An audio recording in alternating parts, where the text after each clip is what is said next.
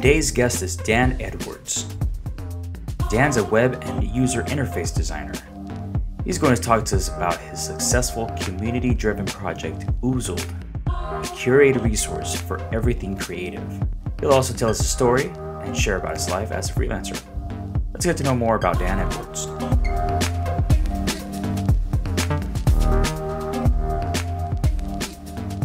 So Dan, before we continue, pencil or pixel? I'd have to say Pixel.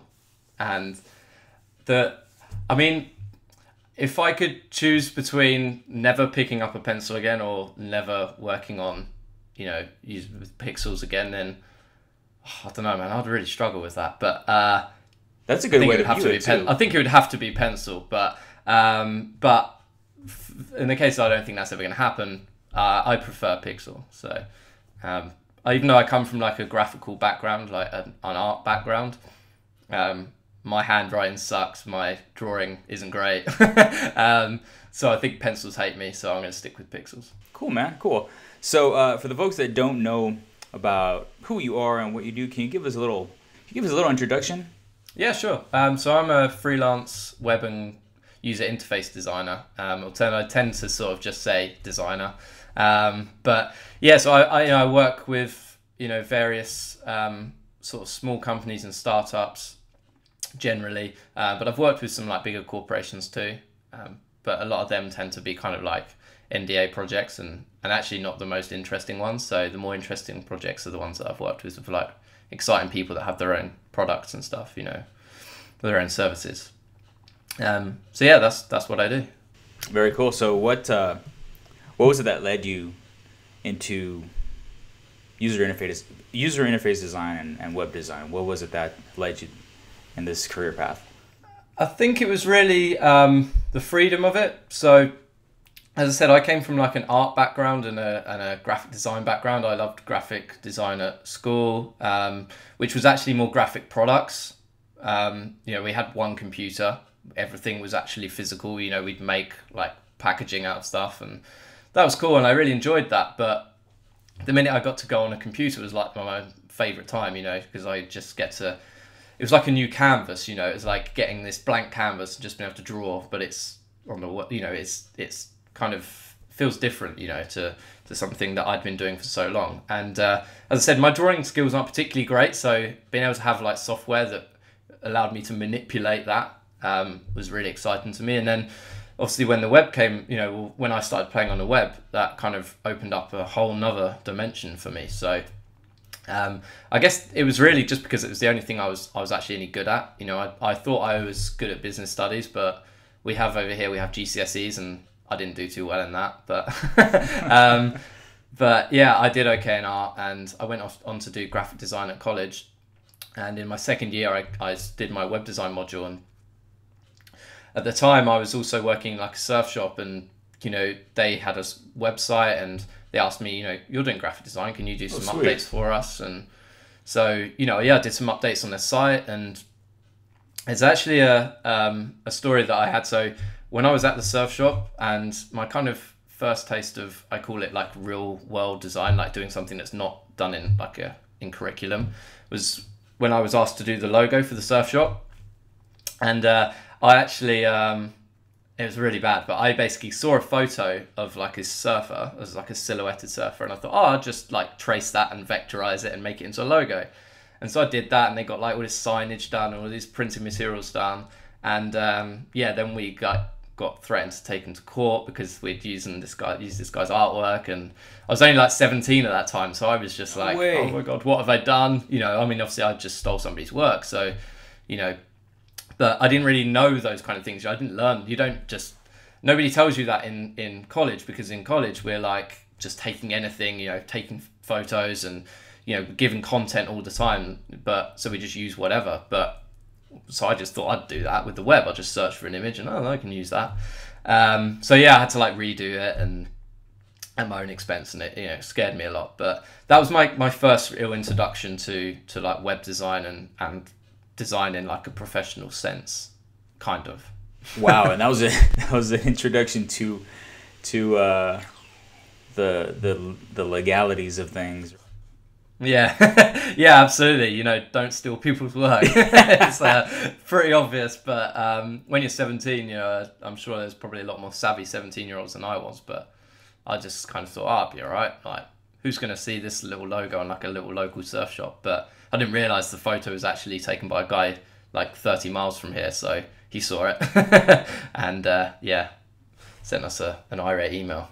It's a good thing that you experienced that early on too, because then after that you're just thinking, I'm always going to make sure that I have my original work and not take something, even a small element from another piece. I'm not going to do that. Yeah, definitely. I mean, I think obviously, you know, when you're learning, you do. I mean, you know, I've run in situations with people where they've ripped off my site, for example, and then I've contacted them saying like, hey, what's up? And they're like, oh, I'm 16. I'm just, you know, and I'm like, okay, it's cool. Just obviously take it down, but, you know, use the code. I don't care, you know, the code's terrible. If you want to use it, but be inspired by it, but don't take a direct rip, you know. I think we all do that. I think pretty much everybody's done that at some point, especially when you're learning and when you're young. So, but you know, we learn from it, you know.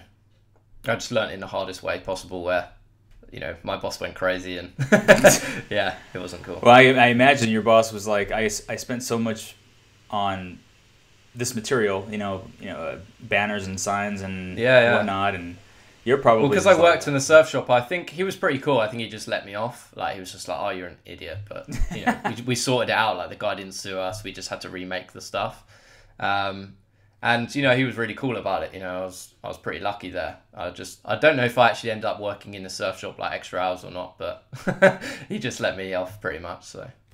Cool. So what got you interested into doing freelance work as opposed to working at an agency or working at a company? Yeah, well, I was working... So when I was working in the surf shop, I was also doing a university degree. So at the time I was working in a surf shop, had a university degree going on, and I was also working for like an online surf shop as well as their like designer.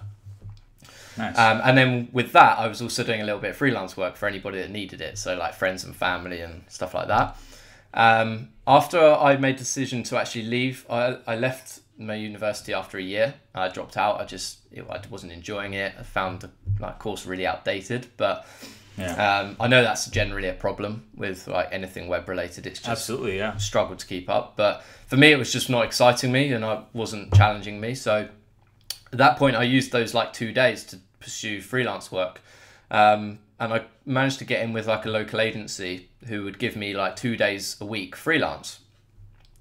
And then as that sort of started to take over a little bit more, I then moved out of the surf shop. So I left the surf shop and I was doing 2 days a week on this online surf shop. So lots of surf shops involved, but yeah. And then like 3 or 4 days a week freelancing. 2 days would be with the agency, 2 days would be on my own, like working with whoever. And we had this nice little agreement where I would get a desk as long as I did like 2 days a week work for them. And it worked pretty well, and I did that for like 2 years. And as the freelance work started getting more and more regular, I dropped off the online surf shop and just split it between working at the agency and working, you know, freelance. And then, yeah, about 6 years ago, I just went full-time freelance. And yeah, since then I haven't really looked back. What are you learning as a freelancer that you would share with other people that are, you know, interested in doing the same thing? Yeah. Okay. So it's just funny because I actually gave a talk recently about this subject. Nice. Called like Lessons I've Learned. So it's pretty fresh in my memory, although it's all a bit of a blur. But yeah, I mean, I think the first thing that I learned really, was really to like value your work. So. You know, when I started, I was doing a lot of work either for free or very cheap. And I think, you know, there's nothing wrong with trying to get work in your portfolio, but I think, you know, it's kind of realizing who those bad clients are going to be, like the ones that kind of say, oh, you know, this will look great in your portfolio, or, you know, if you do this work for us, then it will lead to more work, or, you know, and you end up getting in this like spec work kind of, you know, sort of, dilemma where you end up doing all this work and then nothing's actually coming off. So by valuing what you do, I think, you know, understanding that you've got a value and you know you're adding quite a lot to this business, whatever it is. I think that was really important to me. And now I tend to sort of take on projects that excite me, you know, and it kind of sounds like a bit of a spoilt brat attitude, you know, like I only want to take on projects that sound great. But at the end of the day, like the way I look at it is that if I'm happy, then I'm going to produce good work. If I'm unhappy, then the quality is going to suffer, you know, because I'm just feel like I'm slogging along. And, you know, we've all done it. Like, I think I've taken on projects, you know, before where I've thought, oh, the money's really good, so it doesn't really matter how uninteresting the project is. You know, I try to make it interesting no matter what, you know, even if it isn't a subject matter that I'm familiar with or excited by. But and that's doable. But I think if you can't do that, like, you know, then, you know, at the end of the day, if you take on a project you're really excited by, you're going to put loads of effort in. So that's what I try to do, you know, try and like value my work and my own kind of set of goals that I have in mind as well, you know, the kind of stuff that I want to be working on, you know, because at the end of the day, I'm self-employed. Like, there's no reason why I should spend the next 40, 50 years of my career working on something I don't want to work on. So what kind of stuff do you want to work on currently? Well, that's the thing is, there's no particular, it's not like I have like this idea of like, oh, this is a dream client. You know, I think, for example, I've got a couple of clients at the moment who are really open to me exploring my skill set. So trying out new things and being experimental with it. So, you know, it's not just kind of like, oh, we really like this site, can you make a site like this? Or, you know, it just gives me that kind of challenge, and I like that. You know, I feel like I'm learning something and I'm being challenged by it. So that's what I look for in a project, and it doesn't really matter what it is. It doesn't matter if it's like a bookstore or a blog or whatever. It could be anything really. I think you can find things to be excited by, but I generally think it's like about the people you work with. You know, if the client's like really open to, you know, new ideas and challenging what has been done previously on this kind of site, then it means you can do something really exciting and you can make it exciting. Let's talk about Oozled and sort of how that all started. It basically started in like November last year. So I was giving a talk to my old college, and I have, like probably most people do, like a bookmark list that's like this long. And it was full of stuff that I thought, oh, this is handy for like these students that I'm going to be giving a talk to. Like, but instead of just giving them a whole list of links, I'll put it on Medium, which you've probably heard of. But you know, I used it to write a few blog posts and stuff. And I thought, well, I'll put it on there, and then it's a way that they can get it, and it's public. And so I sent a little tweet out, and you know, that kind of was it really. It just sort of sat there for about probably 3-4 months before it really started gaining any traction, as it were. I'm not really sure how, but basically like a few people would tweet about the list and say, oh, this is a really good list. It was like 80 resources, you know, it was like books and apps and things like that. And that was about it. But what was quite interesting was that people would actually start to contribute to it. So, you know, people would send in their own links and be like, oh, this is really cool. Like, if you're looking for typography inspiration, then go check out this. Or, you know, I'd missed something super obvious, like I hadn't put in Typekit or something, you know, and somebody would be like, oh, you should really add this. And then it grew to like, you know, 100, then 150, then 200, then 250. And I think at the point in like April of this year, so after like 5-6 months of it being live, it had around 50,000 views, something like that, and quite a lot of people were contributing to it. So I thought, well, this is cool. Like, maybe this has got, you know, more than just a list. I mean, obviously it was becoming quite hard to manage, because it's actually pretty hard, and somebody's commenting on it and sending you an email saying, oh, can you add this? And, you know, it's getting a lot of tweets and stuff. So I thought, right, well, actually make this into an app, right? Makes perfect sense to actually make this more searchable, more visual. Being in the web, you know, it deserved more than just a list. Yeah. So I chatted to a friend of mine called Ryan, who's a front and back end developer, and he really liked the idea too. Like, we'd worked on a few client projects together, and he basically said, you know, I think this is great. And we kind of had our own ideas for other projects as well, which actually would integrate really well. Like, we, you know, wanted to do sort of like some more interview based stuff, and we thought, well, you know, could integrate content in that way. So it suddenly became clear that it's actually an idea that, you know, could go somewhere. So we were both really busy with client work. So we said, right, well, let's get it done, and get it done like now before somebody else does. Because I already was getting tweets and emails from people saying, hey, do you want to make this into a web app? And I was like, yeah, I do, but I'm kind of about to do it. So don't do it, please, kind of thing. Like, you know, obviously hoping that, you know, if we did it first, then nobody else would kind of cotton on to the idea. So so we set ourselves a target of 2 weeks, and in that 2 weeks we designed and built the first version of Oozled. Wow.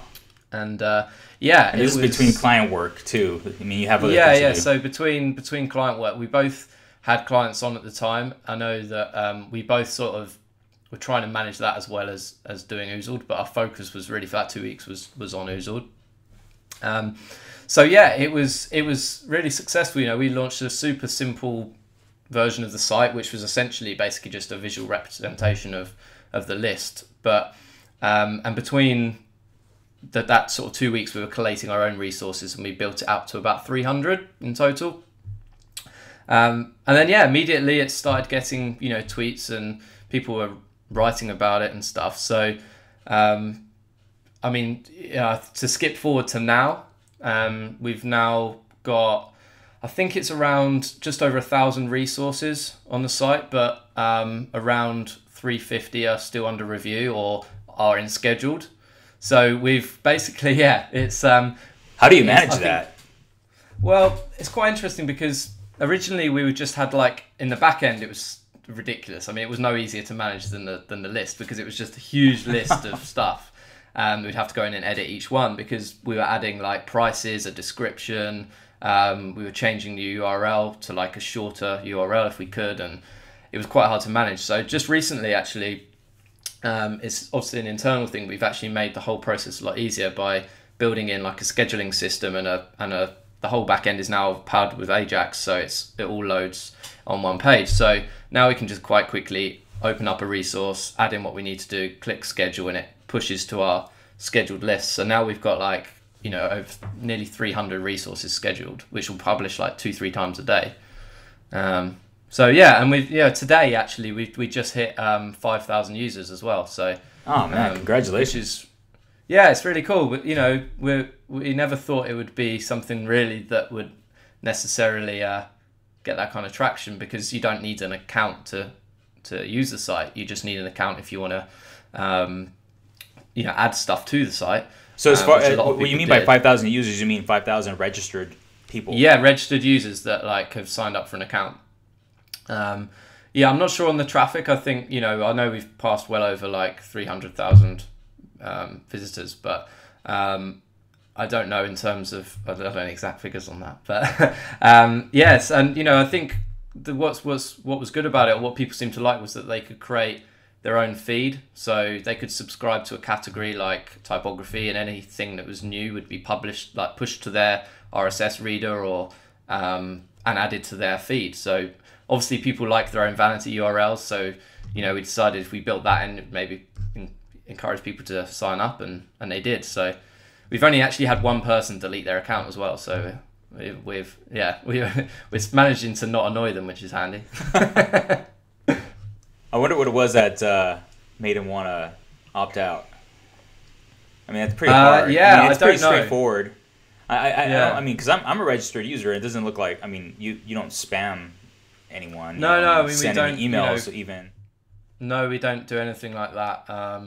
You know, obviously, it's pretty easy to delete your account or do whatever. I think that one particular guy, I think, basically submitted his own site, so his portfolio, tried to add it to all the categories, and then obviously we declined it. I think he just deleted his account. So oh, I see. You know, we don't publish like other people's portfolios on the site. You know, it's just not what it's there for. But yeah. What do you see Oozled becoming in the future? Or do you have any plans for it? Anything to expand? Sure. Well, I think we've already got like a ton of ideas that we want to implement. So, I mean, the idea is that it's going to be like the go-to place for creative resources. You know, we're not just interested in the web design development. Like, we're starting to get motion graphics resources on there, stuff like that. So we're going to also be looking at, and we've got like physical products on there. So stuff that's inspired by the work that we do. You know, people like Ugmonk and Groovemade and stuff like that. Really, really exciting products. So we see it expanding in that way. But also we've got ideas, for example, like I was saying earlier, about actually bringing other people into Oozled. So for example, if it's somebody that's particularly knowledgeable about accessibility, then we'd kind of interview them and ask them about their like top resources, and then we'd kind of connect the dots. So we'd pull those resources into like a certain area, so that if somebody's I follow for example Jeffrey Zeldman, and I want to about web standards, then they would go to Oozled and they'd find his like favorite or his kind of go-to sites and apps and books that he finds really useful, or things that he can recommend to people. So I think the community is always going to be at the heart of it, so whether that's by people contributing to it, or from actually people, I think the contribution anyway, either whether it's we're asking people to contribute or whether they're just doing it off their own backs, is going to be really important, because it's the only way we can grow. But yeah, I mean, we've got some other ideas as well, but the other thing we've got to do is we've got to make some money from it. So we're trying, we're not doing advertising as such on the site, so we've got like select partners in certain categories. So for example, we work with InVision, and they they're an amazing company. Like, we love the work that they do and the product as well. So they approached us and said, like, we'd love to be a partner in like the prototyping and in area. So we've got like a select partner for each category, or we want to. That's the aim. That's excellent. But it will always be curated. It's the idea is it won't be, just anybody, and we're not going to just stick, carbon ads on it, for example, because they don't really add any value to the user. So. That's something that we've got to kind of bring in more of, but at the end of the day, that's not the focus. The focus is really making a good product, and then I think as a natural result of that, we will start to get people that want to be involved in it in a kind of partnership. Awesome, man. Awesome. That must be a lot of it must be a heavy load as far as the amount of traffic that you're getting in and out the site. How do you manage all of that? At the moment we've got like a VPN, a VPS, sorry, not VPN. This is where I'm like very obviously not a developer. Yeah, so many acronyms and abbreviations. Yeah, so Ryan would definitely be able to say a lot more about this. But so we've got a decent hosting platform right now. We've just moved over. I don't know in terms of how Ryan has dealt with that, but I know that he's built it and it's super quick. But to be honest, my knowledge of that kind of side of things isn't really up there. So at the moment it's built so it can sustain quite a lot of heavy traffic, but and the site is still really quick. But obviously, as we grow, and we add more stuff, we have to think about how we can change it. So we've got some good caching involved, so that a lot of the content caches, so we're not having to reload, because a lot of the resources cross over in categories. So we don't want things being pulled in all the time. We're also using things like we're using icon fonts rather than icons, so everything's like SVG icon font, and again just limiting requests and things like that. We did that from the start so that we didn't have to kind of go and make a load of icons or worry about like what the future resolution of screens are going to be or anything like that. Yeah, so that's always a challenge. Yeah, right. There's little things like that we've done, but as I said, I'm probably not the best, although I should know, I'm probably not the best person to ask about performance. No, this is great though. It's very exciting, and I'm sure it's very motivating to keep on building on it and keep on making more, and seeing what's next in store for it. But is there anything else that keeps you motivated to do the work that you do? And this is strictly for people out there who are interested in knowing what keeps you going.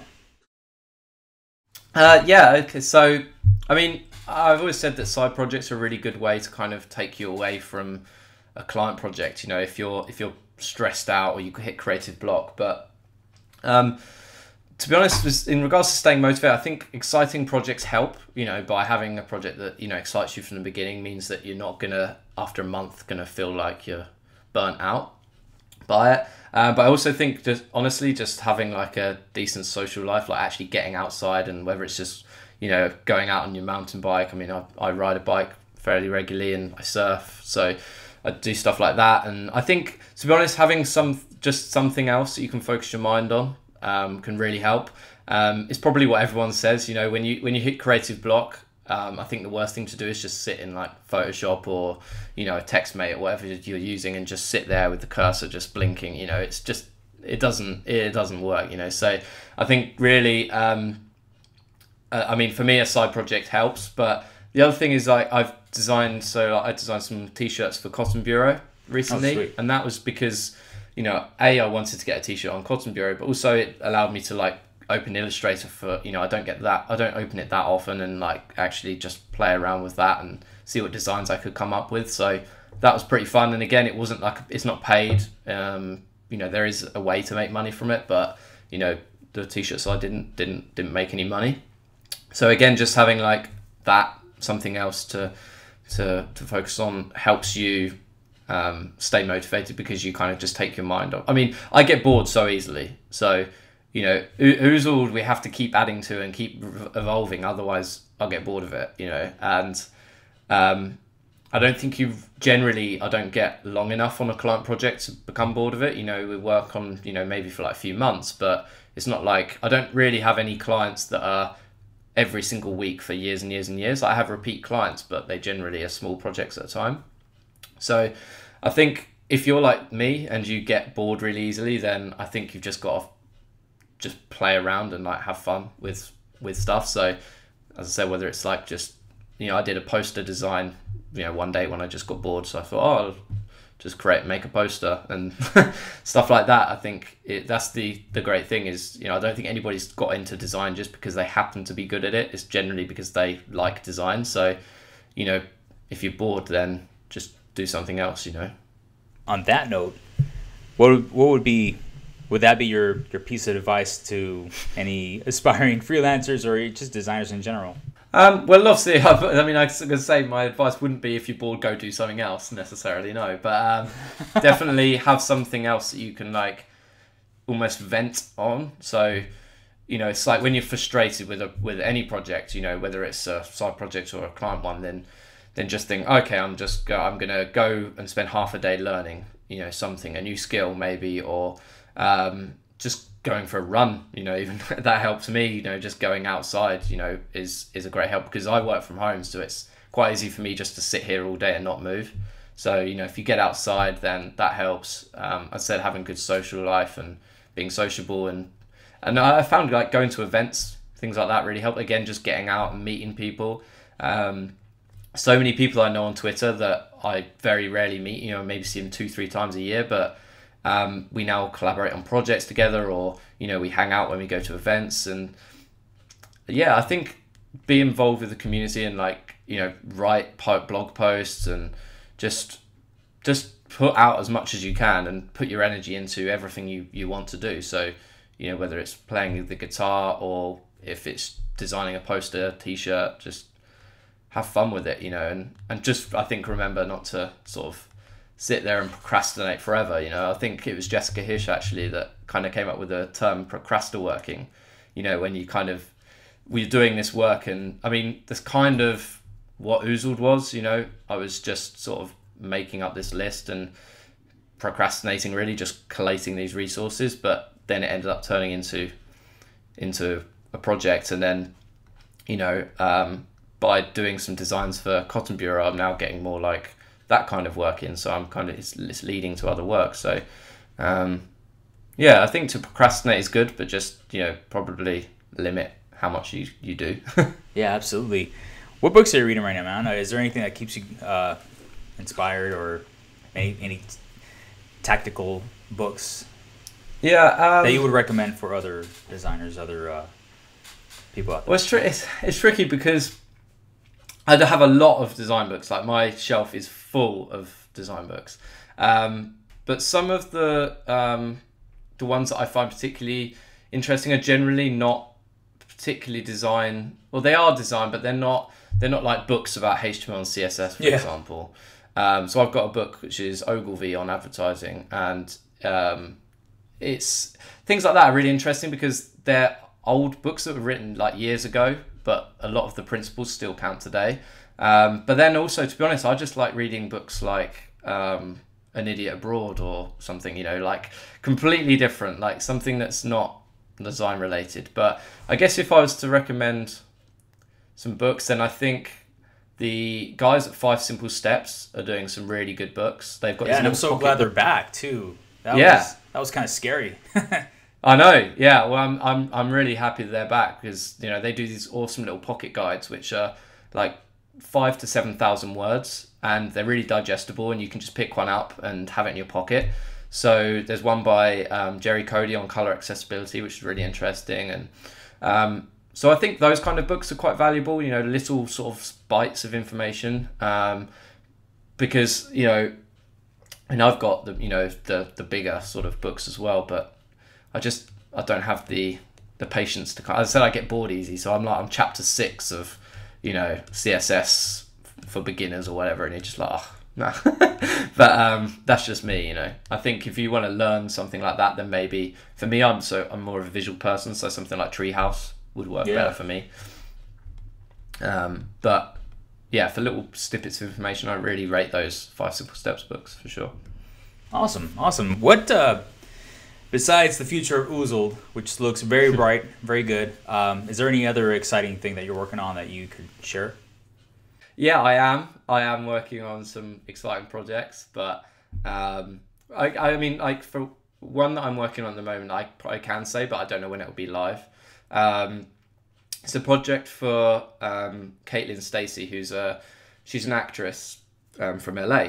And she used to be in Neighbours back in the day, and she's in like some various different. She's in a TV show called Rain over in America at the moment, which is really cool. But what we're building for her is essentially like an interview site where she's going to be interviewing various different women from all sorts of walks of life. So they could be actresses or writers or, you know, models, and I think that's going to be really exciting because it's focused on women, and, you know, it could be women in tech, but from women from all sorts of different backgrounds. And as I said, I don't know when that's going to be live yet, and I'm not going to say what it's going to be called just to save, you know, any problems there. But that's really exciting working with her on that, because it's a project that for her, it's a passion project. And for me, it's really exciting because we get to experiment a lot with the design, and I think it's something that's really important as well. You know, I think what she's doing and, you know, highlighting these sort of really inspiring women is going to be great for not just anybody in the design community, but for anybody in any kind of walk of life, really. So, you know, as I said, there can be women that work in various different industries. So it's going to be really interesting to see that come together. Awesome. Where can we find you online? How can people reach out? So on Twitter is probably the easiest way. It's @DE, which is ridiculous. One of the easiest handles ever. Yeah, it's that's particularly easy. But also my site, which is just danedwards.me. You know, you can find some other links on there. So, for example, I think on Medium, I'm @DE, which is obviously pretty easy. You can see some of the stuff I've written there and how Oozled came about as well, because that's published all on there. And like the original post is on there and all that kind of stuff. So it'd be quite nice I hope Medium doesn't go away, and if it does, I'm gonna have to like archive that stuff, because it's gonna be nice, like a nostalgic thing to look back on in like a few years and say, oh, that's where this all started, you know. So yeah, that's where you can find me online. Hopefully it's here to stay. Yeah, I hope so. I really love Medium. So, or at least for a long time. Yeah. It's always risky, isn't it? Because, you know, you really should publish on your own site and all that kind of stuff. But, you know, I fell in love with the interface of Medium, and yeah, I've stuck with it ever since. But yeah, I think it will stay, but who knows? Yeah. Got to give credit to T and the Lax too for. Oh man, those guys! I mean, they're just incredible. I met I can't remember who I met now. I think it was John. I think it was, yeah. I met at the Net Awards this year, and he told me some of the stuff he's working on, and it was, you know, you sort of that point where you go, like, your jaw drops and you're like, wow, like, you guys are just doing some amazing work. So I won't go into what he's working on because that's not my place to say, but it's, yeah. Oh, I bet it's pretty insanely inspiring. Amazing. Yeah. Yeah, very cool. Those guys are awesome. Yeah. So yeah, Dan, man, thank you so much for being on the show today. Appreciate it. Oh, thanks for having me, man. Thanks everyone for joining us today. We'll see you next time.